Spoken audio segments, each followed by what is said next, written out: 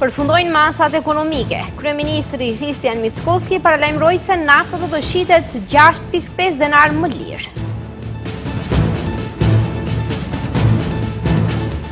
Përmbyllen konsultimet me prodhuesit dhe hotelierët. Propozim ligji për pirjen e duhanit të martën në qeveri.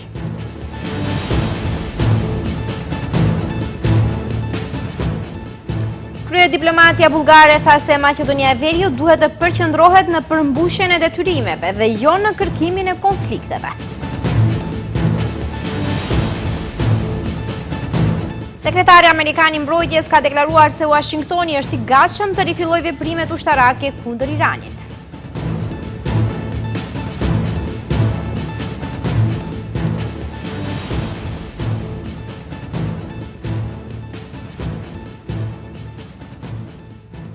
Përshëndetje të nderuar shikues, mirë se takohemi në lajmet orës 15:55. Një ditë para se të përfundojë afati për masat ekonomike që i vendosi qeveria, kryeministri Hristian Mickoski pret që çmimet të stabilizohen dhe dizeli të shitet për 6.5 denar më lirë.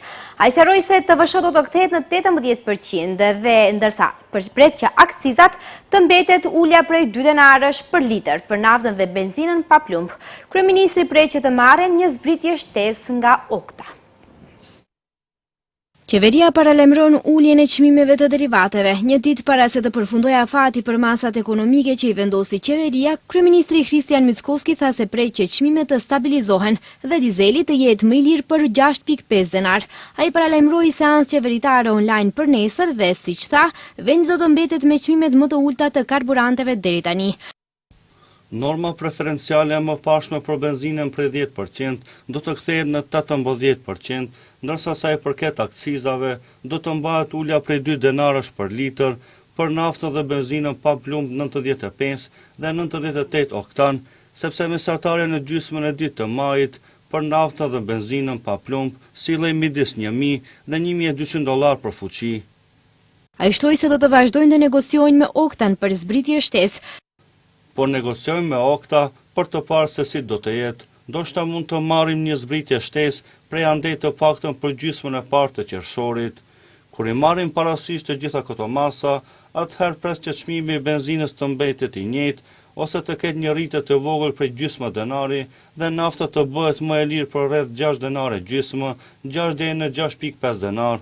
Këto janë afërsisht numrat që tregojnë llogaritjet tona dhe do të shohim se si do të bëhet llogaritja rregullatore. Sipas tij, periudha 3 mujore ishte dinamike. Presioni mbi stacionet e benzinës ishte shumë i madh dhe kishte ditë kur ishte rreth 50% më i lartë se zakonisht, duke marrë parasysh ditët normale të rregullta. Propozim ligji për pirjen e duhanit të martën do të jetë në qeveri, ndërsa më pas do të dërgohet në kuvent për miratim. Sot u përmbyll procesi institucional dhe konsultativ me të gjitha palët e interesuara. Kryeministri Hristian Mickoski dhe Ministri i Shëndetësisë Azir Aliu theksuan se zgjidhja e religjore është rezultati një kompromisi të përbashkët, qëllimi vetëm i të cilit është mbrojtja e shëndetit publik dhe ulja e numrit të konsumatorëve të duhanit. Edhe sektori i industrisë së prodhimit të duhanit dhe sektori hotelierisë dhanë mbështetje për ligjin, pasi thanë se është përgatitur me komunikim inkluziv me styre dhe propozuesit të ligjit. Një hap para implementimit të tij, kryeministri Hristian Mickoski provon të bindë opinionin se propozim ligji i ri i duhanit është sjellë në bazë të konsultimit të gjitha palëve të tanguara. Ai garanton se ligji do të zbatohet njësoj në të gjithë territorin e vendit dhe se nuk do të ketë vendbanime të privilegjuara. Kako što site nije očekuvavme. Na besoni, inspektimet do të jenë rigoroze në të gjithë territorin e vendit, e përsëris këtë, nuk do të ketë rajone, qytete, vendbanime të privilegjuara e të tjerë, ku ligji nuk do të respektohet dhe ju garantoj këtë, dhe këtu nuk do të ketë falje. Ndërkaq ministri i Shëndetësisë Azir Aliu foli për pasojat e dëmshme në vend nga duhanpirja, si në aspektin shëndetësor ashtu edhe në atë financiar.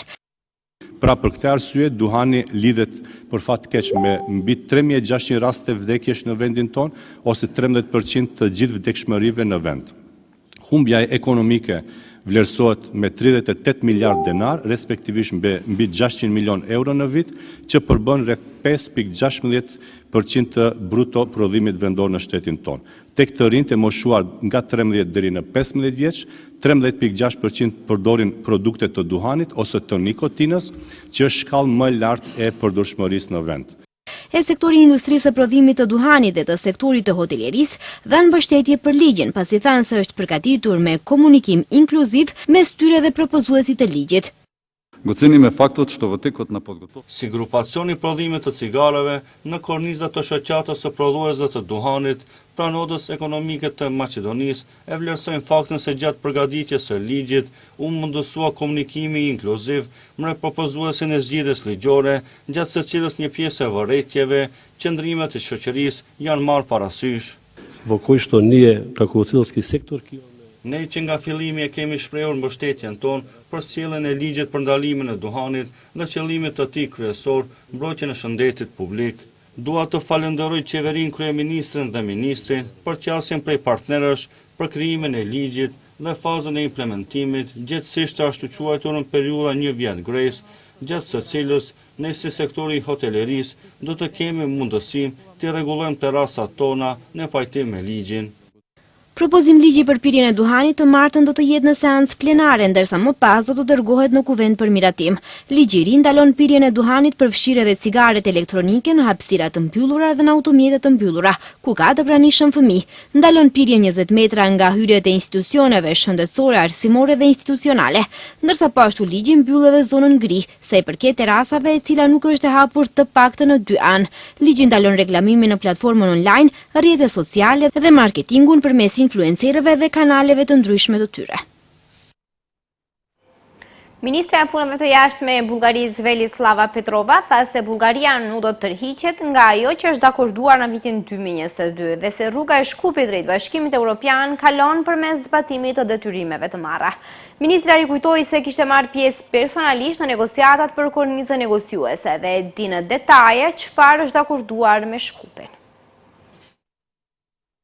Maqedonia e Veriut duhet të përqendrohet në përmbushjen e detyrimeve të marra dhe jo në kërkimin e konflikteve me Sofjen. Ky ishte mesazhi i ministres së re të punëve të jashtme të Bullgarisë, Velislava Petrova. Ai deklaroi për BNT se Bullgaria mbetet e përkushtuar ndaj marrëveshjeve të arritura në vitin 2022 dhe se rruga e Shkupit drejt Bashkimit Evropian kalon përmes zbatimit të tyre. Sipas Petrovës, çështja nuk është dypalshe, por lidhet me marrëdhënien ndërmjet një vendi kandidat dhe Bashkimit Evropian. Ajo theksoi se Sofia ruan një ton pozitiv, por shtoi se shpesh nuk sheh të njëjtën qasje nga pala maqedonase. Shpresoj të gjej pjekuri politike nga pala tjetër për t'ju qasur kësaj çështje në këtë mënyrë. Shpesh nuk e shoh këtë. Ministria bullgare ritheksoi mbështetjen për të ashtu quajturin propozim francez, duke e cilësuar atë si pozicion europian dhe një nga arritjet kryesore në vitin 2022. Ministra rikujtoi se kishte marrë pjesë personalisht në negociatat për kornizën negociuese dhe di në detaje se çfarë është dakorduar me Shkupin. Është për të ardhur keq që po kthehem në qeveri 4 vjet më vonë dhe nuk ka asnjë përparim në këtë çështje. Sipas Petrovës, autoritetet në Maqedoni duhet të shfrytëzojnë dritarin e hapur aktuale për zgjerimin e BE-s në vend që të përshkallëzojnë tensionet me Sofjen. Ai theksoi se në Bullgari ekziston unitet i plot politik për këtë çështje. Deklaratat e saj vinë në një periudhë tensionesh të reja mes Shkupit dhe Sofjes. Qeveria e Maqedonisë së Veriut dhe kryeministri Hristian Mickoski ka deklaruar se nuk do të pranojnë ndryshime kushtetuese pa ndryshime në qasjen e palës bullgare. Ndërkohë javën e ardhshme në Shkup pritet të qëndrojë presidenti i Këshillit Evropian Antonio Costa. Ndërkaq, kryeministri Hristian Mickoski deklaroi se Maqedonia e Veriut nuk do të bëjë asnjë lëshim në procesin eurointegrues dhe derisa të shohë përmbushje të detyrimeve nga ana bullgare. Ai theksoi se marrëdhëniet e mira fqinësore duhet të ndërtohen në mënyrë të ndërsjellë dhe jo përmes presioneve apo kushteve të njëanshme. Duke komentuar deklaratat e fundit nga Sofia, Mickoski tha se vendi vazhdimisht ofron zgjidhje, ndërsa akuzoi Bullgarinë se nuk respekton disa marrëveshje dhe vendime ndërkombëtare. Sipas tij, qeveria nuk do të pranojë shantazhe dhe bullizëm dhe nuk do lëviz nga qëndrimet e saj derisa të ketë hapa konkret nga pala bullgare. LSDM ka akuzuar kryeministrin aktual Kristian Mickovskin se ka ditur që ish kryeministri Nikola Gruevski ka shtesësi hungareze, prandaj nuk i ka dërguar dokumentet për ekstradimin e tij. Zëdhënësja e LSDM-s Bogdan Kakuzeska theksoi se prej muajsh LSDM-ja ka paralajmëruar se Gruevski posedon shtetësi dhe dokumente udhëtimi të shteteve të tjera, por sipas saj, Mickovski ka injoruar këto informacione. LSDM-ja opozitare akuzon kryeministrin Kristian Mickovskin se gënjen kur thotë se nuk ka dieni për shtetësinë e paraardhësit të tij Nikola Gruevskit. Bogdan Kakuzeska thotë se kjo është vetëm edhe një gënjeshtër nga ana e Mickovskit, ashtu siç shpreh ajo, gënjeu për kthimin e emrit, për anulimin e marrëveshjes së Prespës, ashtu siç gënjeu se identiteti Maqedonas ishte i kërcënuar. Ka kaluar më shumë se një muaj që kur njoftua se Ministria e Drejtësisë po përgatiste dokumentet e ekstradimit. Qytetarët dëgjuan njoftime se dokumentet po përgatiteshin, se po udhtonin, se procedura për një kërkesë të re ishte duke u zhvilluar. Edhe çfarë ndodhi? Dokumentet nuk u dërguan kurrë. Ajo deklaron se për muaj të tërë LSDM ka paralajmëruar se Nikola Gruevski mban shtetësi dhe pasaporte nga vende të tjera, përfshirë Hungarin. Një ditë më parë, Ministria e Drejtësisë përmes një reagimi tha pavarësisht të gjitha spekulimeve dhe informacioneve jo zyrtare në lidhje me statusin e tij të mundshëm në Hungari, Nikola Gruevski mbetet shtetas i Republikës së Maqedonisë së Veriut dhe është një person që i nënshtrohet vendimeve të plotfuqishme gjyqësore dhe procedurave aktive. Procedura për ekstradimin e tij, shtuan mëtej, vazhdon në përputhje me legjislacionin vendas, marrëveshje dypalëshe dhe konventat ndërkombëtare. Të premten kur u pyet kryeministri nëse ka dieni se Nikola Gruevski ka shtetësi hungareze, ai u përgjigj shumë shkurtimisht, duke thënë se jo, nuk ka informacion. Një 19 vjeçar humbi jetën në një aksident të rënd trafiku që ndodhi mbrëmjen e së premtes në një nga kryqëzimet më të frekuentuara në Shkup. Në aksident u përfshin një automobil dhe 2 motocikleta, njoftoi Ministria e Punëve të Brendshme. Aksidenti u raportua në SPB Shkup në orën 22:21. Në kryqëzimin ndërmjet bulevardit Nikola Karev dhe rrugës Prohor-Pçinski u përplasa një veturë tipit Audi A4 me targa të Shkupit, e drejtuar nga NH 31 vjeç nga fshati i Vezbegov, në një motocikletë BMW e drejtuar nga MF 19 vjeç nga Shkupi dhe një motocikletë dytë Honda HDV e drejtuar nga NB 21 vjeç nga Shkupi. Si pasojë e përplasjes së fuqishme, 19 vjeçari MF drejtuesi motocikletës pësoi lëndime të rënda trupore. Ai u transportua urgjentisht në kompleksin klinik Nën Tereza, ku nuk arriti të mbijetoj plagëve të marra dhe ndërroi jetë. Me urdhër të prokurorit publik kujdestar, policia arrestoi menjëherë shoferin e Audis me inicialet NH.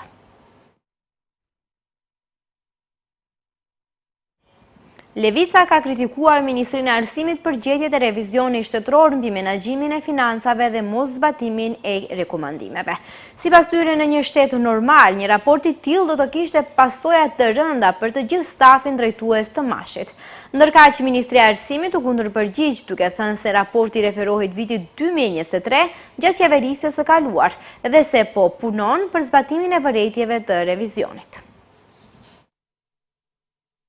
Partia Levica dhe Ministria e Arsimit përplasen për një raport të revizionit shtetëror kushtuar menaxhimit të parave publike nga ana e ministrisë. Kjo e fundit reagoi duke akuzuar partinë se po manipulon me informacionin, pasi raporti i takon periudhës së pushtetit të kaluar. Nga Dikasteri e Arsimit shprehen se puna e opozitës është të kritikojë, por jo edhe të gënjejë, ndërsa shtojnë se ata i marrin parasysh vërejtjet e revizionit. Vetëm pak ditë më parë, kur njoftuam se po vepronim sipas njërit prej rekomandimeve të revizionit shtetëror, i cili kërkonte ndryshimin e modelit të financimit të konvikteve studentore, ishte Levica ajo që reagoi negativisht, duke kërkuar që të mos ndërmerren veprime. Sot, e njëjta parti po thotë të kundërtën. Duke përmendur vërejtjet e revizionit për dobësi në menaxhimin e investimeve kapitale, objekte të papërfunduara dhe pa pranim teknik, shpenzim jo ekonomik për tekste shkollore e vërejtjet të tjera, Levica pyet se pse ekziston enti shtetëror i revizionit kur rekomandimet e tij nuk zbatohen. Partia thotë se ndryshimet duhet të fillojnë nga Ministria e Arsimit dhe të gjithë sektorët e saj, pasi siç thonë, pa institucione me një sistem operativ të fortë dhe të zhvilluar, nuk ka kapacitet për të zbatuar reformat dhe për të arritur progres në arsim. Në çdo shtet serioz, një raport i tillë i revizionit do të kishte pasoja të rënda për të gjithë stafin drejtues, duke filluar nga ministri, i cili do të jepte dorëheqje në mënyrë të parevokueshme. Në vendin tonë, raporti do të mbetet vetëm një shkronjë vdekur në letër dhe institucioni do të vazhdojë të funksionojë ashtu si deri më tani. Raporti i revizionit i kushtohet periudhës së vitit 2023, ndërsa është publikuar në webfaqen e revizionit më 2 shtator 2025.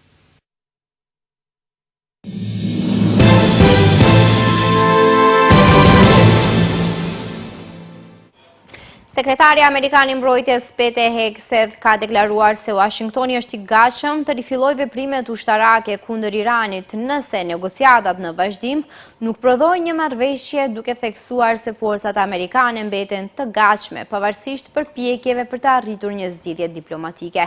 Shefi i Pentagonit tha se Trump po tregon durim dhe se ai do të pranojë vetëm një marrëveshje të mirë për të parandaluar që Irani të sigurojë armë bërthamore, ndërsa vazhdojnë bisedimet për një zgjatje të propozuar të armëpushimit aktual, i cili mbetet i brisht. Komentet e Hegsethit erdhën disa orë pasi Trump i zhvilloi një takim me këshilltarët e tij kryesor më 29 maj për të marrë një vendim përfundimtar lidhur me një kornizë për zgjatjen e armëpushimit me Iranin, por takimi përfundoi pa u njoftuar ndonjë vendim i qartë.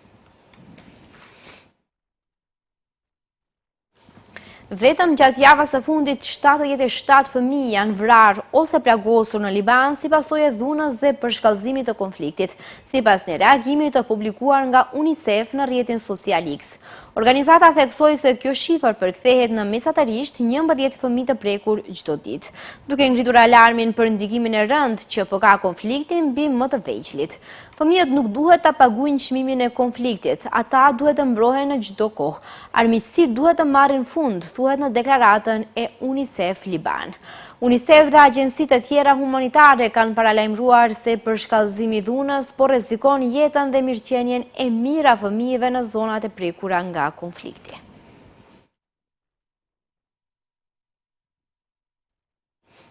Sipas raportimeve palestineze, kolonët izraelit kanë sulmuar shtëpi, automjete dhe toka bujqësore palestineze në pjesën ndryshme të bregut perëndimor. Në qytetin Beita, pranë Nablusit, u dëmtuan shtëpi dhe automjete, ndërsa në Masafar Jata u dëmtuan toka bujqësore dhe pemë. Sipas Komisionit Palestinez të Rezistencës ndaj murit dhe vendbanimeve, gjatë prillit u regjistruan 540 sulme të kolonëve kundër palestinezëve dhe pronave të tyre. Sulmet varionin nga dhuna e drejt për drejt fizike, rënimi pemëve, djegja e fushave, pengimi i fermerëve të hyjnë në tokën e tyre, sekuestrimi i pronës, si dhe prishja e shtëpive dhe strukturave bujqësore. Këto incidente ndodhin në një periudhë tensionesh të larta në bregun perëndimor, ku sipas të dhënave palestineze, që nga tetori 2023 janë vrarë mbi 1100 palestinezë, janë plagosur mbi 12600 dhe mijëra të tjerë janë zhvendosur ose arrestuar.